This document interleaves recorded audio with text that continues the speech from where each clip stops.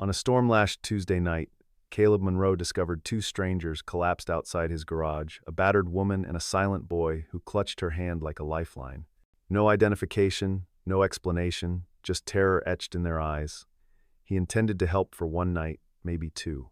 But their arrival would shatter his carefully guarded world and reveal a truth that could either save them all or destroy everything he'd fought to protect. Caleb Monroe had learned to measure his days in small victories and smaller defeats. At 39, he carried the weight of widowhood like a second skin, moving through his world with the careful precision of a man who had already lost everything that mattered most. His wife Sarah had died in a house fire 3 years ago, a blaze he couldn't reach in time, despite all his training as a volunteer firefighter. The flames had taken her while he was 3 miles away, responding to a different emergency, trusting that their neighborhood was safe because fires always happened to other people in other places. Now he lived in the space between memory and survival, raising his 8-year-old daughter Josie in a converted apartment above Monroe's auto repair, the garage that barely kept them afloat financially, but provided the isolation he craved emotionally. The building had been Sarah's idea. Originally, she'd seen potential in the abandoned service station on the edge of town, had drawn up plans for renovating the upper floor into a cozy family home. After her death, Caleb had completed the project, not out of hope, but out of stubborn determination to honor her vision, even as every corner of their living space reminded him of conversations they would never finish and dreams they would never share. The night shift suited him perfectly. While Josie slept safely upstairs, protected by multiple locks and a security system that he checked obsessively, he could lose himself in the honest work of fixing what was broken, finding solace in problems that had solutions. His hands, scarred from years of rescue work and now stained permanently with motor oil, moved with practiced efficiency across engines and transmissions. These machines didn't judge him for the times he woke screaming from dreams of smoke and flames, didn't ask why he no longer volunteered for the fire department, didn't wonder why he kept everyone at arm's length. Loneliness had become his most faithful companion, as reliable as sunrise and just as inevitable. Josie tried valiantly to fill the silence with her endless chatter about school friends and playground adventures, but Caleb could see the questions forming in her bright blue eyes, questions about why Daddy never smiled anymore, why they never visited Mommy's grave together, why he flinched whenever she hugged him too suddenly or laughed too loudly. He loved her with a fierce desperation that sometimes frightened him in its intensity, but he had built walls so high around his heart that even his own daughter couldn't fully climb them. The isolation served a purpose beyond mere self-protection. Caleb had convinced himself that emotional distance was a form of insurance policy. If he didn't allow himself to care too deeply about anything or anyone beyond Josie, then loss couldn't destroy him again. He kept his interactions with customers brief and professional, declined invitations to neighborhood barbecues and school functions, and maintained the kind of polite but distant relationships that prevented anyone from getting close enough to matter. It was a strategy that had worked for 3 years, keeping his small family safe in their bubble of careful routine and controlled expectations. The woman he found that night challenged everything he thought he knew about safety and distance. She was beautiful despite the bruises that painted her face in shades of purple and yellow, her long dark hair matted with rain and something that might have been blood. Her clothes were expensive, he could tell, even in their torn and muddied state designer fabric and careful tailoring that spoke of wealth and privilege. But it was her eyes that stopped him cold when she briefly regained consciousness. They held a depth of terror that reminded him of his own reflection in those first months after Sarah's death, the look of someone who had seen their world collapse and couldn't quite believe they had survived the destruction. The boy, Max, clung to her unconscious form with the desperate grip of someone who had already lost too much. His wide green eyes tracked every movement Caleb made, flinching at sudden sounds, ready to run or fight despite his small size and obvious exhaustion. There was something hauntingly familiar about that look, the same expression Josie had worn in the weeks after her mother's funeral, when she would wake up screaming and search every room to make sure Daddy was still there, that he hadn't disappeared into smoke and flames like Mommy had. The child's clothes told a story similar to his mother's, expensive but practical, designed for a life of privilege, but now bearing the signs of rough travel and desperate circumstances. His shoes were high-end sneakers that had probably cost more than Caleb made in a week, but they were worn thin from walking, mud-caked and torn. The boy carried a small backpack that he clutched protectively, never letting it out of reach, and Caleb caught glimpses of what looked like important papers wrapped in plastic bags. Caleb's first instinct was to call the police, a response drilled into him from years of emergency training and civic responsibility. But something held him back as he studied the pair more carefully. Maybe it was the way Max had positioned himself protectively over the woman, or the expensive medical bandaging he glimpsed beneath her torn sleeve, too professional and recent for a typical domestic violence situation. Maybe it was his own hard-earned distrust of systems that promised help but often delivered more pain, bureaucracy, that could separate families and create more trauma than it prevented. Or maybe it was simply that he recognized the look of people who had nowhere else to go and no one else to trust. He carried the woman to the small couch in his office while Max shadowed his every step, never more than an arm's length away from her side. Her pulse was steady, her breathing regular exhaustion more than serious injury. He decided with his old EMT training automatically kicking in. The boy accepted a blanket and a glass of milk but never spoke, just watched with those two old eyes that had seen far more than any 6-year-old should ever witness. When Caleb offered food, Max carefully tested everything first, a behavior that suggested experience with people who might try to drug or poison him. That first night, Caleb sat in his desk chair, listening to their breathing settle into the rhythm of exhausted sleep, and wondered what he had invited into his carefully controlled world. He had spent 3 years building a life where nothing unexpected could touch them, where routine and isolation kept both him and Josie safe from the kind of loss that could destroy what remained of their small family. Now these strangers slept in his office, and he found himself remembering what it felt like to need something more than mere survival, to have a purpose beyond simply getting through each day without falling apart. Morning light streaming through the garage windows revealed more questions than answers. The woman, who still hadn't given her name or offered any explanation for their presence, moved through his space with unconscious grace, tidying areas that hadn't been clean in months. She found ingredients in his sparse kitchen that he had forgotten he owned, creating a breakfast that filled the air with warmth and the kind of domestic comfort he hadn't experienced since Sarah's death. Her hands, though bearing the telltale signs of recent trauma and medical treatment, worked with the confidence of someone accustomed to taking care of others, to managing complex situations with efficiency and grace. Max remained silent throughout the morning, but Caleb watched him watching Josie with a mixture of longing and wariness that broke his heart. His daughter, bless her resilient and generous heart, seemed determined to coax the boy out of his shell, sharing her cereal and chattering about her favorite cartoons with the easy acceptance that children possessed before the world taught them to be afraid of differences. Yet Max's responses were always delayed, as if he was translating every interaction through a filter of fear and suspicion, checking each gesture and word for potential threats. The expensive shoes gave Caleb pause as he observed them more carefully in daylight Italian leather, he thought, though scuffed and torn from hard travel. The woman's movements spoke of education and privilege, the way she held herself despite her obvious exhaustion, suggesting someone accustomed to authority and responsibility. But it was the small details that truly unsettled him. The way she automatically checked the locks on all the doors, how she positioned herself to maintain visual contact with every entrance, the almost professional way she assessed his garage for potential escape routes and defensive positions. There were other signs that didn't fit the profile of typical domestic violence victims. The woman's injuries, while extensive, showed signs of professional medical treatment, proper suturing, high-quality bandages, medication that required prescriptions. Her hands were soft despite their current condition, speaking of a life that hadn't involved manual labor until recently. And Max, despite his fear and silence, displayed the kind of sophisticated vocabulary and careful manners that suggested expensive private education and a privileged upbringing. On the second night, Caleb found Max huddled under the desk in his office, trembling at the sound of distant sirens from an ambulance racing down the main highway.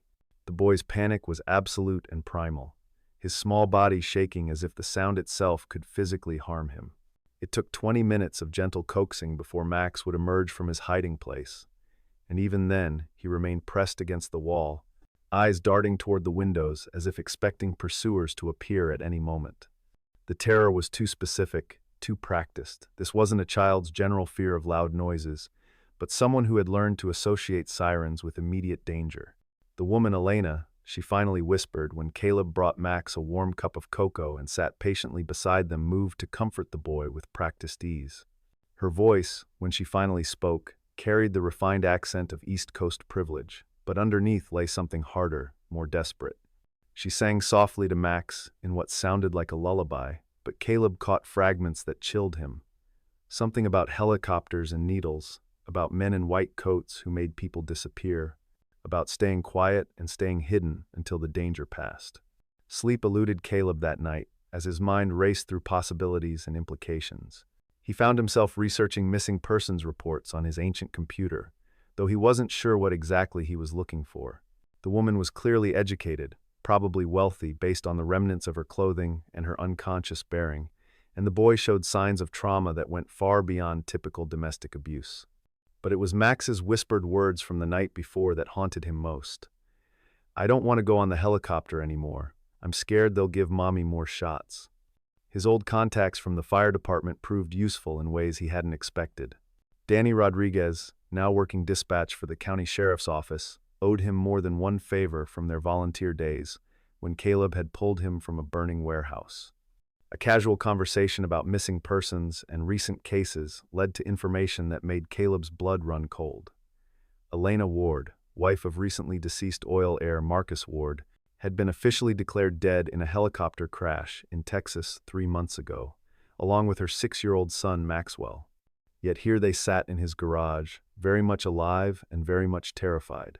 The official reports spoke of mechanical failure, of wreckage scattered across remote ranchland, of bodies too damaged by fire to recover intact remains. The investigation had been brief and conclusive, handled by federal authorities with assistance from Ward Industries' own security team.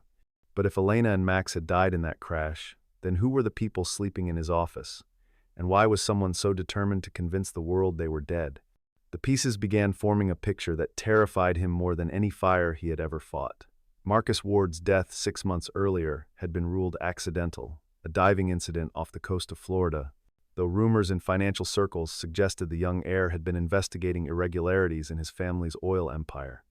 Elena's subsequent hospitalization for grief-induced psychological trauma had been brief and private, handled by the family's personal physicians at an exclusive facility.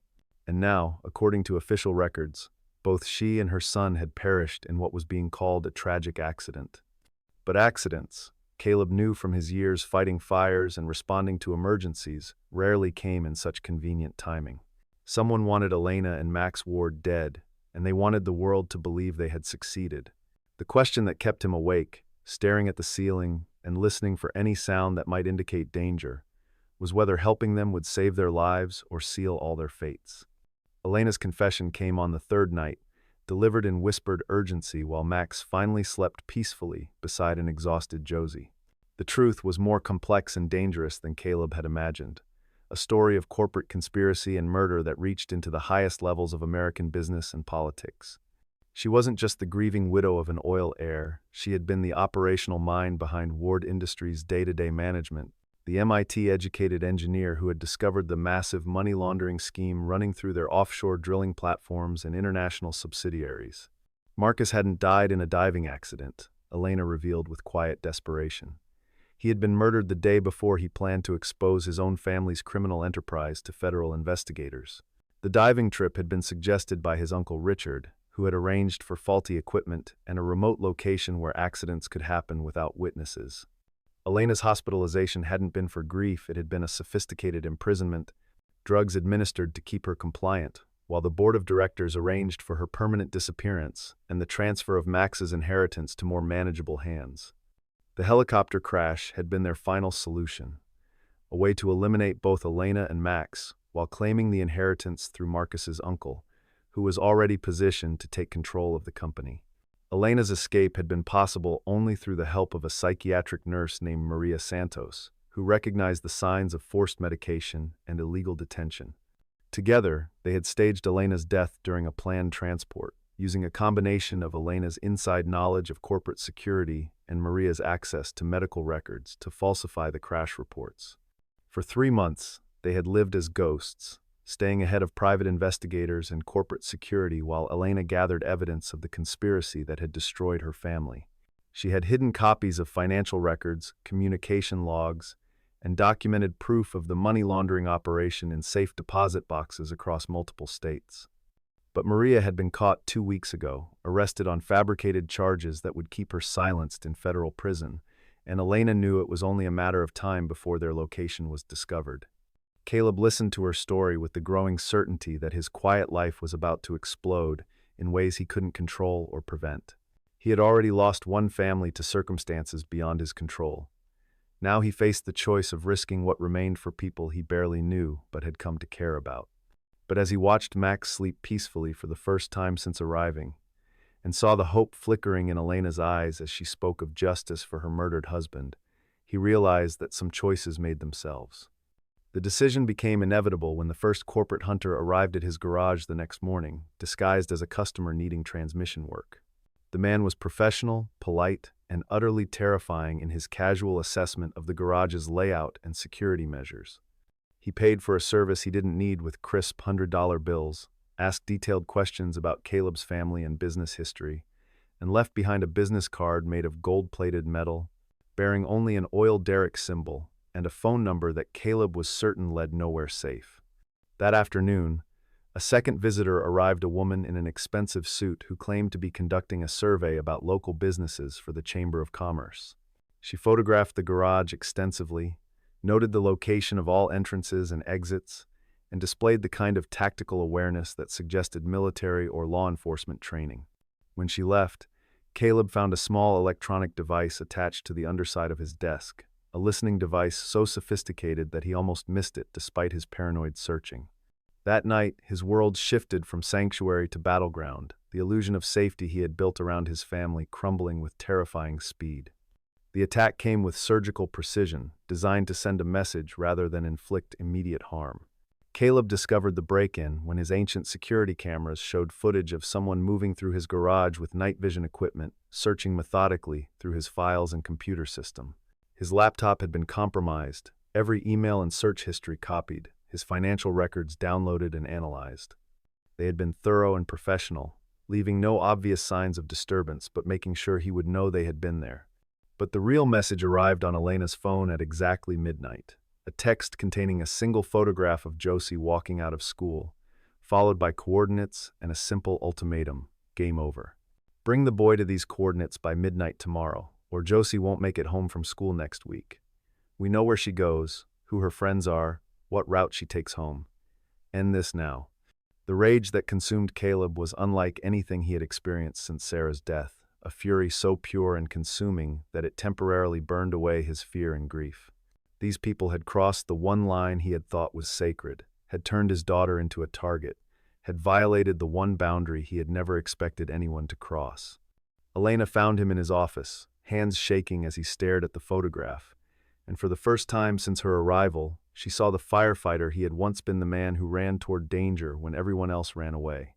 Elena knelt beside his chair, her voice steady despite the terror in her own eyes.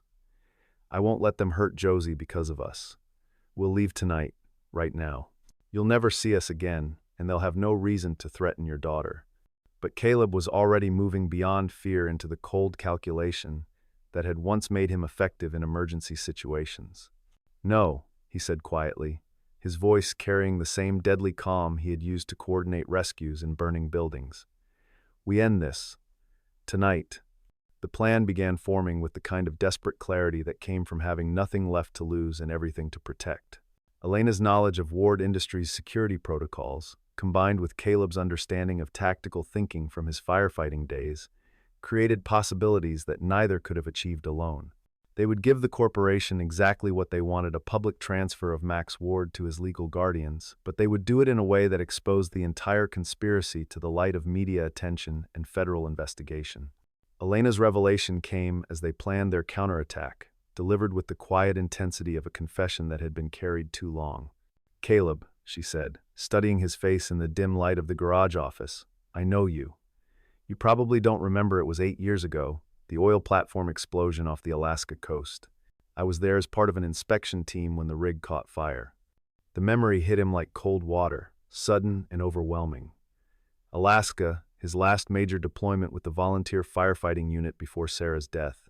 The offshore platform engulfed in flames, workers trapped in the superstructure as the ocean burned around them in an apocalyptic vision of industrial disaster. He had gone in with the helicopter rescue team, rappelling through smoke and heat that should have killed anyone who ventured into its embrace, searching for survivors in a maze of twisted metal and chemical fire. There had been a woman, an executive from the oil company, trapped in an office as the metal around her began to buckle and melt. He had found her unconscious from smoke inhalation, her expensive suit singed and her face streaked with soot and tears. The evacuation had been desperate and dangerous, carrying her through corridors that were collapsing around them while the platform's structure groaned and shifted beneath their feet. "You carried me out," Elena continued, her voice breaking slightly with emotion, "through fire that should have killed us both. You told me to keep my eyes closed and trust you, that you wouldn't let the flames take me. I never forgot your voice, or the way you stayed calm when everything was falling apart around us."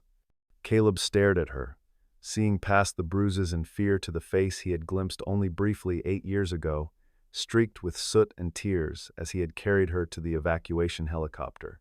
"Elena Ward," he whispered, the pieces finally clicking into place with devastating clarity. "You were Ward Industries' safety inspector. You were there trying to prevent accidents like that one. And now I'm trying to prevent crimes much worse than accidents," she replied with quiet determination. "You saved me from fire once. I'm trusting you to save me from something much more dangerous, the people who are supposed to protect us." The weight of destiny settled around them like a familiar burden, the sense that their meeting had been inevitable rather than random. Caleb had spent 3 years running from his role as a rescuer, convinced that his failure to save Sarah meant he was no longer worthy of saving anyone. But here was Elena, offering him not just redemption, but the chance to protect not only his own daughter, but a boy who had become like a son to him in just a few short days. The confrontation would happen on their terms, in front of cameras and witnesses, with enough evidence to ensure that Ward Industries' conspiracy could never be buried again. It was dangerous, probably desperate, and absolutely their only chance of survival. But it was also the kind of challenge that reminded Caleb why he had become a firefighter in the first place, because sometimes the only way to save lives was to risk everything. "All right," Caleb said, reaching for his phone to begin making the calls that would either free them all or destroy everything he had left. "Let's end this." The staged handover took place in the parking lot of the county courthouse, chosen for its public location and the presence of multiple security cameras that would record everything. Caleb had spent the morning contacting every news outlet within 100 miles, spinning a story about a custody dispute involving the presumed dead Ward heirs that was guaranteed to draw media attention. Elena, meanwhile, had used her remaining contacts in the financial world to ensure that federal investigators would be monitoring the situation. The Ward Industries representatives arrived in forced black SUVs with tinted windows, private security contractors who moved with military precision, and at their center, an older man in an expensive suit who Caleb recognized from news photographs as Richard Ward, the corporation's current CEO and Marcus Ward's uncle. The man carried himself with the arrogance of someone who had never been told no, who believed that money and power could solve any problem and silence any inconvenient truth. Max clung to Elena as they approached the predetermined meeting point, his small body trembling with fear, but his eyes showing a new kind of courage that hadn't been there a week ago. Over the past few days, he had begun to trust Caleb in ways that went beyond mere dependency, and that trust had given him strength to face the monsters who had destroyed his family and stolen his childhood. Elena carried with her a briefcase containing 8 years of financial records, communication logs, and documented evidence of the money laundering operation that had led to her husband's murder. Hidden cameras, arranged by Caleb's friend Danny at the sheriff's office, recorded every word and gesture as the corporate delegation attempted to take custody of the boy they believed to be their key to billions in oil revenue. The moment Richard Ward reached for Max, Elena stepped forward and opened her briefcase with theatrical precision. "Before my son goes anywhere," she announced in a voice that carried clearly to every camera and microphone, "I think the public should know why you've spent 6 months trying to kill us." The explosion of activity that followed was controlled chaos orchestrated by careful planning. Richard Ward's security team moved to contain the situation, but found themselves surrounded by county sheriff's deputies who had been positioned throughout the parking lot. Elena's evidence was already being live-streamed to news outlets and federal databases, uploaded through secure connections that Danny had established through his law enforcement networks. As the media swarmed and federal agents arrived to take Richard Ward and his associates into custody, Caleb found himself holding Max while Elena fielded questions from reporters and investigators. The boy's trembling had stopped, replaced by a kind of wonder as he watched the adults who had terrorized him being led away in handcuffs. "Is it over?" Max whispered against Caleb's shoulder. "Yeah, buddy," Caleb replied, surprised by the emotion in his own voice. "It's over." But endings, he was learning, were really just new kinds of beginnings. The legal aftermath moved with surprising speed, driven by media attention and federal prosecutors who smelled career-making headlines. Elena's evidence proved overwhelming, leading to indictments not just of Richard Ward and his immediate conspirators, but of a network of corrupt officials and business partners spanning multiple states. Ward Industries' board of directors was dissolved, its assets frozen pending investigation, and its offshore operations shut down permanently. Elena found herself restored not just to life but to a position of power she had never asked for and wasn't sure she wanted. As the rightful heir to Marcus Ward's estate and the widow with legal standing to represent Max's interests, she suddenly controlled one of the largest oil fortunes in North America. But power, she discovered, felt different when it came with the responsibility of protecting the people who had saved her life. Her first decision was to establish the Phoenix Foundation, a nonprofit organization dedicated to helping children who had been victims of family violence and corporate crime.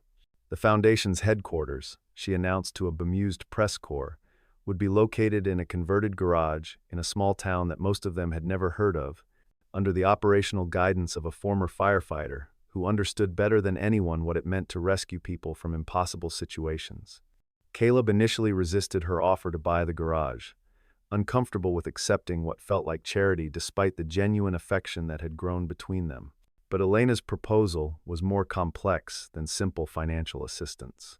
She wanted to expand the garage into a full automotive training center, a place where young people aging out of foster care could learn trades that would give them independence and purpose. She wanted Max to grow up understanding that wealth meant responsibility, that privilege was only meaningful when it was used to lift others up. "You saved our lives," she told Caleb as they stood in the garage where everything had begun. "Let us help you save other people's lives, too." The transition wasn't immediate or easy, requiring patience and understanding from all involved. Max struggled with nightmares and trust issues that would take years to fully heal, requiring therapy and medication, and the kind of consistent love that he had never experienced before his world exploded. Elena battled her own demons, learning to navigate a world where she no longer had to look over her shoulder but still jumped at unexpected sounds and had trouble sleeping through the night. And Caleb faced the challenge of opening his heart again, of allowing himself to care about people who might leave or be taken from him. But slowly, carefully, they built something that none of them had expected: to find a family that chose each other rather than being bound by blood alone. Max began calling Caleb Dad not out of obligation but out of love, the word carrying weight that had nothing to do with legal documents or biological relationships. Josie embraced her role as big sister with the fierce protectiveness she had inherited from her father, becoming Max's defender and guide as he learned to trust the world again. Elena's feelings for Caleb developed with the patient inevitability of sunrise, rooted in gratitude but growing into something deeper and more complex. She had known wealth and privilege her entire life, but had never known the kind of safety that came from being with someone who would walk through fire for the people he loved. Caleb's love, when it finally emerged from behind the walls he had built around his heart, was steady and sure and completely transformative. The wedding took place in the garage on a Tuesday afternoon, with only Danny Rodriguez as witness and a justice of the peace who doubled as the town's mayor. Elena wore a simple white dress from the local department store, and Max carried the rings in a small wooden box that Caleb had made in his workshop. Josie threw flower petals that she had picked from the wild roses growing behind the building, and everyone cried except Max, who grinned with the pure joy of a child who finally understood what security felt like. The Phoenix Foundation grew beyond Elena's original vision, becoming a model for how corporate responsibility could transform entire communities. The Automotive Training Center provided jobs and hope to dozens of young people each year, while the Foundation's counseling services helped families torn apart by violence and exploitation find their way back to each other. But the real measure of their success wasn't in the news articles or the awards that decorated Elena's office. It was in the way Max laughed without looking over his shoulder, in the way Josie had learned that families could grow and change without disappearing, in the way Caleb had rediscovered that saving people was not just his old job but his calling in life. On quiet evenings, when the garage was closed and the training center was empty, the four of them would sit together in the small apartment above the shop, sharing dinner and homework, and the comfortable silence of people who had found their place in the world. The oil company fortune that had once seemed like a curse had become the foundation for something better, not wealth for its own sake, but security that allowed them to focus on what truly mattered. The nightmares still came sometimes, for all of them. Elena would wake from dreams of helicopters and hospital rooms. Max would cry out in his sleep about men in suits who wanted to take him away, and Caleb still occasionally dreamed of fires he couldn't fight. But now they faced those demons together, understanding that healing was not a destination but a journey they could share. The garage itself became a symbol of transformation, its walls bearing both the scars of their ordeal and the signs of their recovery. Elena kept Caleb's old firefighter helmet on a shelf in the office, not as a relic of the past, but as a reminder that heroes were not people who felt no fear, but people who acted despite their fear when others needed saving. The Phoenix Foundation's motto, carved into a wooden sign that hung above the main entrance, captured everything they had learned. We don't just fix what's broken, we build what never existed before. The final test of their new life came not from external threats, but from the simple challenge of believing they deserved the happiness they had found. Elena struggled with survivor's guilt, wondering why she had been spared when Marcus had died. Max worried that his new family might disappear as suddenly as his old one had been destroyed. Josie feared that loving Elena and Max meant betraying the memory of her mother. And Caleb battled the persistent voice that whispered he was not worthy of a second chance at love and fatherhood. But love, they discovered, was not a finite resource that could be depleted by sharing it. Elena's presence in their lives didn't diminish Sarah's memory, but honored it by showing Josie that her father was capable of healing and growth. Max's need for protection and guidance didn't burden Caleb, but reminded him of his own strength and capability. And the family they had built together proved that sometimes the most powerful bonds were those forged not by blood or law but by choice and commitment and the decision to keep choosing each other every single day. The story might have ended there, with the comfortable resolution of people who had found their place in the world. But life, Elena had learned, was not a story with neat endings but an ongoing narrative of growth and challenge and unexpected grace. The Phoenix Foundation continued to expand its reach, helping families across the country rebuild their lives after trauma. The garage became a pilgrimage site of sorts for other single parents and survivors of corporate malfeasance, people who had heard their story and needed to see proof that recovery was possible. On the 5th anniversary of the night Elena and Max had first appeared in his garage, Caleb stood in the doorway of their home, watching his family prepare for another ordinary evening. Elena was helping Josie with algebra homework while Max practiced piano in the corner, the notes of a simple melody filling the air with gentle music. The oil fortune had provided security and opportunity, but it was these moments, quiet, unremarkable, and absolutely precious, that had given their lives meaning. A customer's car waited in the garage bay, a routine transmission repair that would be finished tomorrow. The Phoenix Foundation's latest annual report sat on Elena's desk, documenting another year of children helped and families reunited. Max's latest school project, a presentation about heroes, included photographs of firefighters and social workers and ordinary people who chose to help others. And Josie's latest letter to her deceased mother, a tradition Elena had encouraged rather than discouraged, spoke of happiness and safety and the certainty that love could survive even death. As the sun set behind the mountains, painting the sky in shades of gold and pink, Caleb realized that he had finally learned the difference between surviving and living. Survival was about enduring loss and protecting what remained. Living was about opening your heart to possibility, about choosing hope over fear, about understanding that the best way to honor the people you had lost was to love the people who remained with everything you had.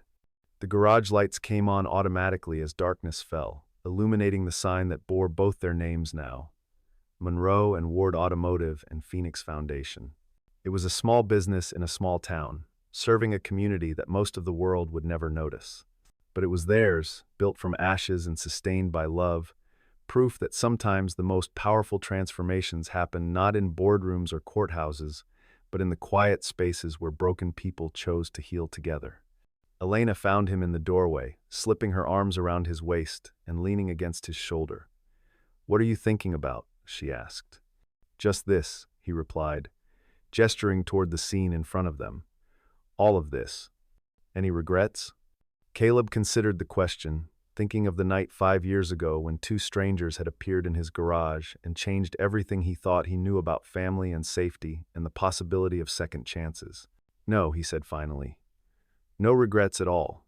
They stood together in comfortable silence, watching their children and listening to the sounds of an ordinary evening in an extraordinary life they had built together from nothing more than courage and the determination to protect what mattered most. Outside, the world continued its ancient rhythms of conflict and resolution, loss and recovery, endings and beginnings. But inside their small circle of light and love, they had found something that no corporation could steal and no tragedy could destroy. The simple, revolutionary act of choosing hope over fear every single day for the rest of their lives.